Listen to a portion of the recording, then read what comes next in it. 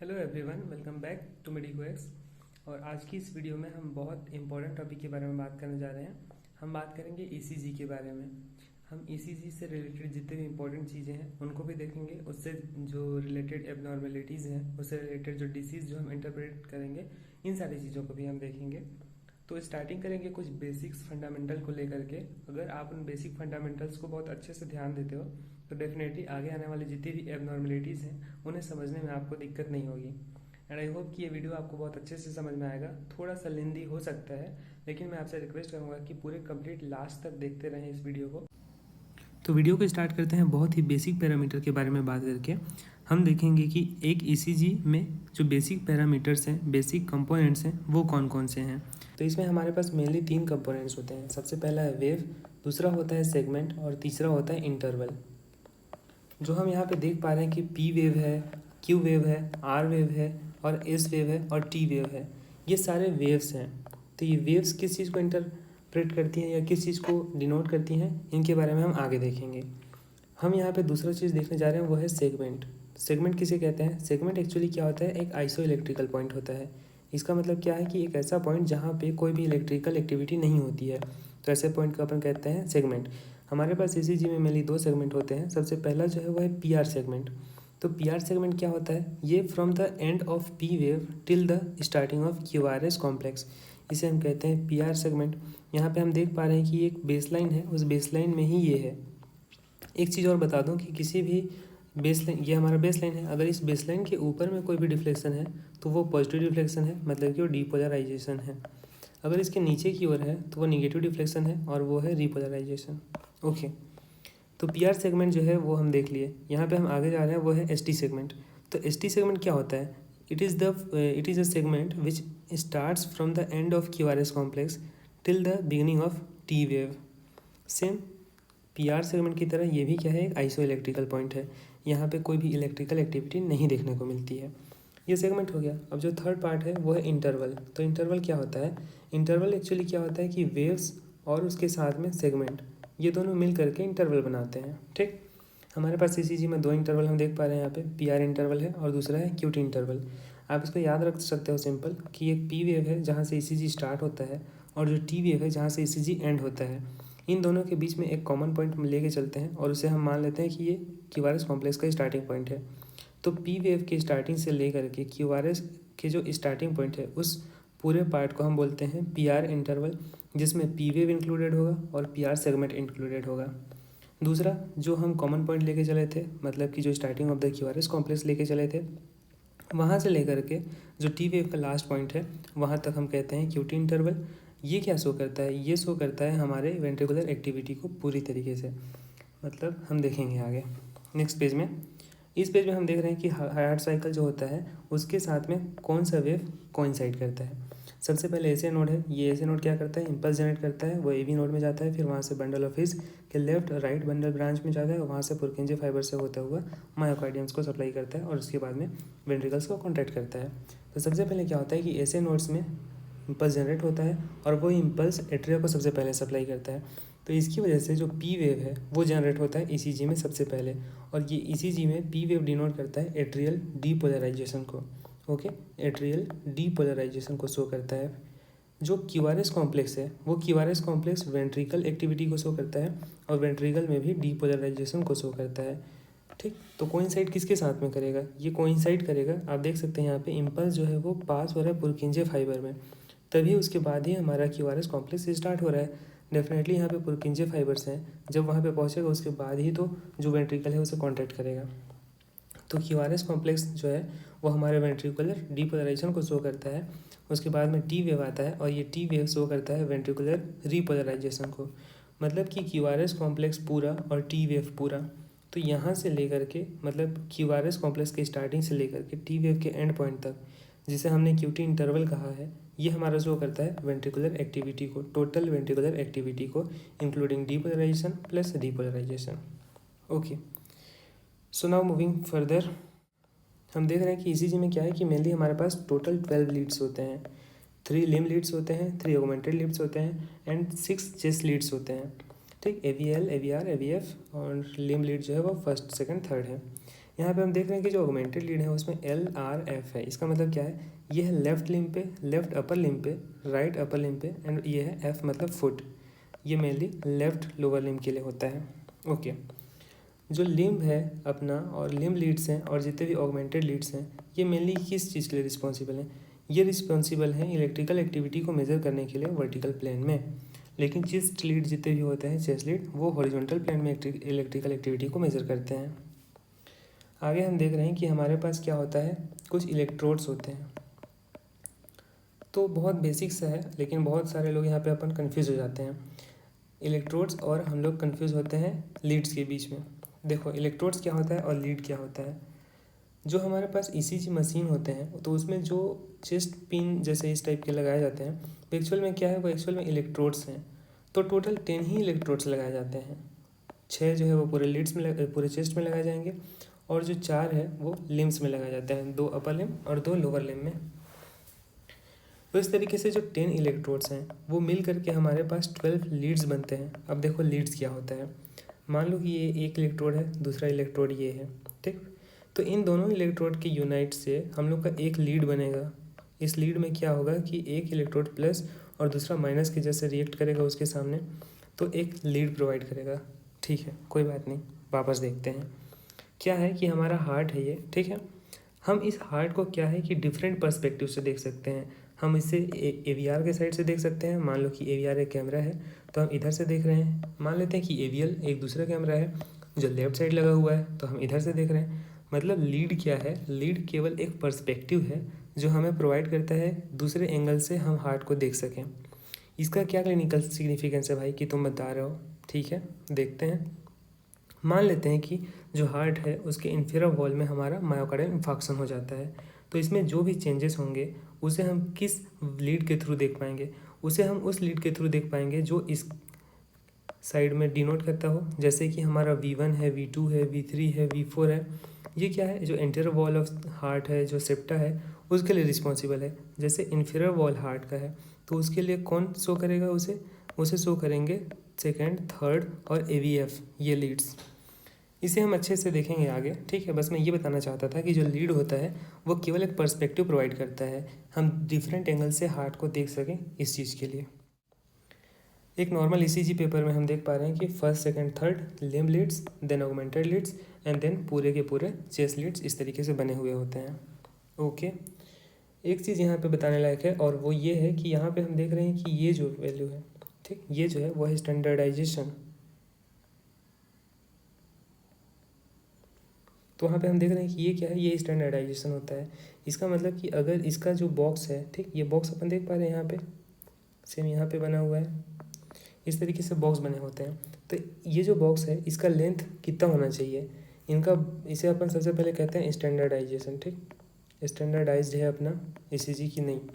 अगर इसका height 10 mm के इक्वल्स में है, मतलब कि 2 लार्ज स्क्वायर के बराबर है, तो इसे हम कहते हैं कि भैया ठीक है, तुम्हारा जो ECG है वो स्टैंडर्डाइज है। मतलब इसके जो भी लेंथ होंगे P वेव का, QRS का, जितना हमारा आइडियल होता है उसके रिलेटिव में ही होगा, ठीक। अगर मान के चलो क्या होता कि ये जो अपना बॉक्स है उसका हाइट मान लेते हैं कि 20 mm है, मतलब कि 4 लार्ज स्क्वायर के बराबर में है ऐसे, तो जो डिफरेंट जो ये वेव बनेंगे, जो भी या तो जो भी सेगमेंट्स होगा वो क्या होगा, अलग अलग हाइट में दिखेंगे। तो इस तरीके से हम इंटरप्रेट नहीं कर पाएंगे। इसलिए सबसे पहले अपन को देखना होता है कि ECG स्टैंडर्डाइज है या नहीं। स्टैंडर्डाइज है इसका मतलब कि 2 लार्ज स्क्वायर के बराबर होगा। अगर नहीं है तो तुम जाओ वापस से दूसरा ECG करा के लेके आओ। ओके, सो हम देखने जा रहे हैं ECG पेपर के बारे में, ठीक। यहाँ पे हम देख पा रहे हैं कि इस डायग्राम में हमारे पास 4 लार्ज स्क्वायर हैं। जो सबसे एक बड़ा लार्ज स्क्वायर है, हम इसको देखते हैं। तो इस बड़े स्क्वायर में क्या है कि 5 × 5 के अरेंजेस में स्मॉल स्क्वायर्स हैं। एक स्मॉल स्क्वायर का लेंथ है वो 1 mm है, और साथ ही उसका हाइट भी 1 mm है। जो हाइट है Y एक्सिस में वो शो करता है वोल्टेज को। इसका मतलब कि जो स्मॉल स्क्वायर है, 1 small square is equals to 1 millimetre and which is equals to 0.1 millivolt. साथ ही इसका जो X एक्सिस में लेंथ होता है वो भी 1 mm होता है, लेकिन ये डिनोट करता है 40 मिली सेकेंड को। सेकेंड दूसरे शब्दों में अपन बोल सकते हैं कि 0.04 सेकेंड को शो करता है। तो इस तरीके से हमारे पास एक इस जो स्मॉल स्क्वायर है वो 1 mm है, तो इस तरीके से ये 5 × 5 से मिलकर बना है, मतलब इसका जो लेंथ है और हाइट वो दोनों कितना होगा, 5 mm होगा।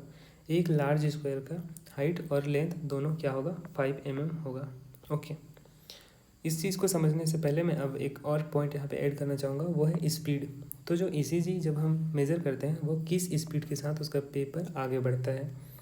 इसका पेपर आगे बढ़ता है, अपना स्पीड ऑफ ECG है वो है 25 mm/s, या तो हम इसको ऐसे भी बोल सकते हैं कि 2.5 cm/s की स्पीड से बढ़ता है। ठीक, तो 25 mm/s से बढ़ता है, और एक स्मॉल स्क्वायर जो होता है वो 1 mm के बराबर होता है। तो मैं ऐसे भी बोल सकता हूँ कि यार जो स्पीड है वो 25 स्मॉल स्क्वायर पर सेकेंड है। अब 5 स्मॉल स्क्वायर मिल करके एक लार्ज स्क्वायर बनाते हैं, तो मैं बोल सकता हूँ कि 5 लार्ज स्क्वायर पर सेकंड जा रहा हो, 25 मिलीसेकंड/सेकंड जा रहा है, या तो फिर 2.5 cm/s की स्पीड से जा रहा है। पिछली स्लाइड में हमने जिसकी बात करी थी वो है स्टैंडर्ड कैलिब्रेशन। तो 10 स्मॉल स्क्वायर्स, ठीक, अगर हमारा 10 स्मॉल स्क्वायर्स होगा, जैसे कि मान लेते हैं ये, जैसे अपन मान लेते हैं ये, तो ये है अपना स्टैंडर्ड कैलिब्रेशन। क्यों? क्योंकि इसमें 2 लार्ज स्क्वायर के बराबर इसका हाइट है, या हम बोल सकते हैं 10 स्मॉल स्क्वायर्स के बराबर इसका हाइट है। ठीक, 2 लार्ज स्क्वायर और 2 स्मॉल स्क्वायर के बराबर। 1 स्मॉल स्क्वायर में अपन ने देखा कि 0.1 मिलीवोल्ट होता है, तो अगर 10 स्मॉल स्क्वायर की बात करेंगे तो मल्टीप्लाई कर दूंगा तो हो जाएगा 1 मिलीवोल्ट। इसका मतलब कि जो स्टैंडर्ड कैलिब्रेशन होता है वो कितना होता है, वो होता है 1 मिलीवोल्ट। ठीक है, अब हम बात करें बहुत इंपॉर्टेंट पार्ट की। हम इस स्लाइड में ये देखेंगे कि कौन सा पार्ट हार्ट का कौन सा पार्ट कौन से आर्टरी से सप्लाई होता है, और कौन सा लीड ये शो करेगा कि उसमें कोई एबनॉर्मलिटी हुई है। ठीक है, हम देख रहे हैं कि हार्ट में हमारे पास मेनली क्या है, 2 आर्टरी होते हैं, राइट कोरोनरी आर्टरी है और एक है लेफ्ट कोरोनरी आर्टरी। फर्दर हम देख पा रहे हैं कि जो लेफ्ट कोरोनरी आर्टरी है वो डिवाइड हो जाती है 2 ब्रांच में। जो सबसे पहला ब्रांच है वो है लेफ्ट सर्कमफ्लेक्स आर्टरी, और जो दूसरा है वो है left anterior descending coronary artery, जिसे हम लाडा भी कहते हैं। ठीक, कोई बात नहीं, आराम से देखते हैं, फिर से देखते हैं। जो राइट साइड का कोरोनरी आर्टरी है वो एक ही है, लेकिन लेफ्ट में क्या है कि जो लेफ्ट कोरोनरी आर्टरी है वो डिवाइड हो जाती है 2 ब्रांच में। सबसे पहला ब्रांच है लेफ्ट सर्कमफ्लेक्स कोरोनरी आर्टरी, और जो दूसरा ब्रांच है वो है LAD left anterior descending artery. Okay, हम देखने जा रहे हैं यहाँ पे कि कौन सा लीड हार्ट के किस पार्ट के लिए रिस्पॉन्सिबल है, पहले इसे देखते हैं। ओके, तो हार्ट का इन्फीरियर वॉल है, जैसे कि ये इन्फीरियर वॉल, लेटरल वॉल है जो लेफ्ट साइड का वॉल है, एक होगा सेप्टल वॉल जो दोनों इंटरवेंट्रिकुलर के बीच की बात है, एक है एंटीरियर वॉल जो कि हार्ट के ऊपर एंटीरियर साइड के वॉल की बात की जाएगी, एक है राइट वॉल। ठीक है, तो इस डायग्राम को हम यहाँ से अच्छे से देखते हैं। ओके, जो सबसे पहला है इन्फीरियर वॉल, इस इन्फीरियर वॉल को कौन कौन से लीड होंगे जो शो करेंगे, lead number 3, lead number 2 and AVF। इस तरीके से सेकंड, थर्ड, लिम्ब लीड और AVF जो ये तीनों हैं ये इस हार्ट के लिए इन्फीरियर वॉल को शो करते हैं, जो यहाँ पे हमने लिख रखा है। और ये सप्लाई कौन करता है इसे, तो इसे सप्लाई करता है राइट कोरोनरी आर्टरी। देखते हैं यहाँ पे, ये देखते हैं राइट कोरोनरी आर्टरी है, तो ये राइट कोरोनरी ऐसे जा रहा है, उसके बाद एक ब्रांच दे रहा है। अब इस ब्रांच से क्या हो रहा है कि जो इन्फीरियर वॉल है पूरा वो सप्लाई हो रहा है। जी हाँ, बिल्कुल सही कहा आपने, inferior wall right coronary artery के द्वारा सप्लाई हो रहा है, और ये सेकंड, थर्ड और AVF लीड के द्वारा रिप्रेजेंट किए जाएंगे। गुड, अब हम बात करेंगे लेफ्ट लेटरल वॉल के बारे में। देखते हैं, जो फर्स्ट लीड है, फर्स्ट लिम्ब लीड है, और जो AVL है, ठीक, इसके अलावा जो V5 और V6 है ये दोनों चेस्ट लीड हैं, ये लिम्ब लीड है और ये ऑगमेंटेड लीड है। ये चारों मिल करके लेफ्ट हार्ट बॉर्डर को, या तो फिर हम बोल सकते हैं लेटरल वॉल को डिनोट करते हैं, और ये सप्लाई होता है लेफ्ट सर्कमफ्लेक्स आर्टरी के द्वारा। वापस से देखते हैं, हमने देखा कि लेफ्ट कोरोनरी आर्टरी के जो 2 ब्रांच है उसमें पहला ब्रांच है लेफ्ट सर्कमफ्लेक्स कोरोनरी आर्टरी, और यही जो आर्टरी है वो सप्लाई कर रहा है पूरे हार्ट के लेफ्ट बॉर्डर को।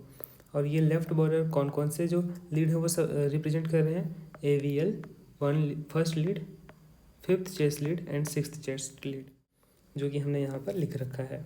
ठीक है, अब आगे बढ़ते हैं। हम यहाँ पे देख रहे हैं कि जो चेस्ट लीड है हमारे पास, ठीक, 6 चेस्ट लीड होते हैं, उनमें से जो फर्स्ट और सेकंड है वो सेप्टल के लिए है, जो वेंट्रिकुलर सेप्टा है उसके लिए है, थर्ड और फोर्थ जो है वो एंटीरियर वॉल के लिए है। तो हम इन चारों को यूनाइट करके एक साथ अपन बोल सकते हैं कि एंटीरियर सेप्टल वॉल के लिए first, second, third, fourth chest lead responsible होते हैं, और ये सप्लाई होते हैं लेफ्ट एंटीरियर डिसेंडिंग आर्टरी मतलब कि लाडा के थ्रू। वापस देखते हैं। हमने यहाँ पे देखा कि जो लेफ्ट कोरोनरी आर्टरी का दूसरा ब्रांच था वो है लेफ्ट एंटीरियर डिसेंडिंग आर्टरी, और ये कहाँ जा रहा है, कहाँ जा रहा है बताओ? ये जा रहा है जो एंटीरियर हार्ट है उसको सप्लाई कर रहा है, एंटीरियर वॉल को सप्लाई कर रहा है हार्ट के, और साथ ही उसकी सेप्टा को सप्लाई कर रहा है। ओके, ठीक है, रिवीजन कर लेते हैं थोड़ा सा। यहाँ पे हम देख रहे हैं कि बहुत सारे लीड्स हैं। ठीक, हमने ECG का नॉर्मल पेपर देख के आया, उसमें हमने देखा कि ये तीनों लिम्ब लीड हैं, ये तीनों ऑगमेंटेड लीड हैं, और ये हमारे 6 के 6 पूरे क्या है, चेस्ट लीड होते हैं। तो सबसे पहले बात करते हैं इन्फेरा वॉल के बारे में। हमने देखा कि इन्फेरा वॉल को सप्लाई मतलब इन्फेरा वॉल को डिनोट करता है lead number 2, lead number 3 and AVF। Okay, see, lead number 2, lead number 3 and AVF, ये डिनोट करता है इन्फेरा वॉल ऑफ हार्ट को। ओके, सेकंड हमने देखा कि यहाँ पर लेफ्ट जो सर्कमफ्लेक्स आर्टरी है वो सप्लाई करता है लेफ्ट बॉर्डर ऑफ हार्ट को, और ये जो लेटरल है या लेफ्ट बॉर्डर ऑफ हार्ट है वो कौन कौन से लीड्स वो करेंगे, ये करता था हमारा AVL 1 और 5th एंड 6th जो चेस्ट लीड थे वो देखते हैं यहाँ पे। First AVL, 5th and 6th, जी बिल्कुल सही कहा आपने, ये चारों लीड ही जो हैं वो हमारे लेफ्ट हार्ट बॉर्डर के लिए रिस्पॉन्सिबल हैं। ठीक है, लास्ट बचता है और वो है हमारा कि जो एंटीरियर वॉल होता है और जो सेप्टा होता है उसके लिए कौन कौन सा रिस्पॉन्सिबल है, कौन कौन से लीड्स, तो V1 से लेकर के हमारे V4। ठीक है, ये V1 इसमें आएगा, V2, V3 और V4, ये चारों लीड हमारे लिए रिस्पॉन्सिबल हैं एंटीरियर वॉल और सेप्टा के लिए। ओके, ठीक है, तो बेसिक फंडामेंटल्स में हम आगे बढ़ते हैं। हम बहुत इंपॉर्टेंट कॉन्सेप्ट यहाँ पे देखते हैं। सबसे पहला कॉन्सेप्ट यहाँ पे ये बोला जाता है कि जो डायरेक्शन है डिपोलराइजेशन का वो एंडोकार्डियम से लेकर के पेरिकार्डियम के साइड होता है।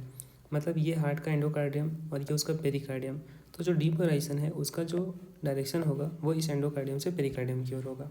ओके, दूसरा पॉइंट ये बोला जाता है कि यार कोई लीड है, जैसे ये लीड है, ठीक, मान लेता हूँ, जैसे मैं इसको दिखाता हूँ, यहाँ पे क्या है कि फर्स्ट लीड ये है, तो कोई भी जो डायरेक्शन है किसी वेक्टर का अगर वो इस वेव की साइड में होगा, इस लीड के साइड में होगा, तो वो पॉजिटिव डिफ्लेक्शन दिखाएगा, मतलब कि वो डीपोलराइजेशन दिखाएगा। अगर वो इसके अपोजिट जाता है तो वो निगेटिव डिफ्लेक्शन को शो करेगा, मतलब रिपोलराइजेशन को शो करेगा। इसका इंपॉर्टेंस हमें एक्सिस कैलकुलेशन के टाइम पे समझ में आएगा। ठीक है, वीडियो में हम आगे बात करेंगे एक्सिस के बारे में, तब हम इसे और अच्छे से समझेंगे।